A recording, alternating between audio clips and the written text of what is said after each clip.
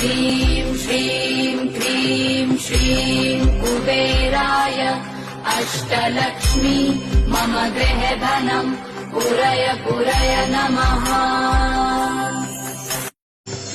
ॐ ह्रीं श्रीं क्रीं श्रीं कुबेराय अष्टलक्ष्मी मम गृहधनम् पुरय पुरय नमः।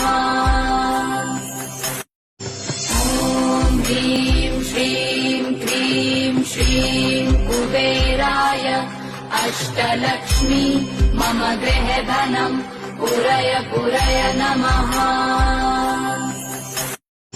ॐ ह्रीं श्रीं क्रीं श्रीं कुबेराय अष्टलक्ष्मी मम गृहधनम् पुरय पुरय नमः।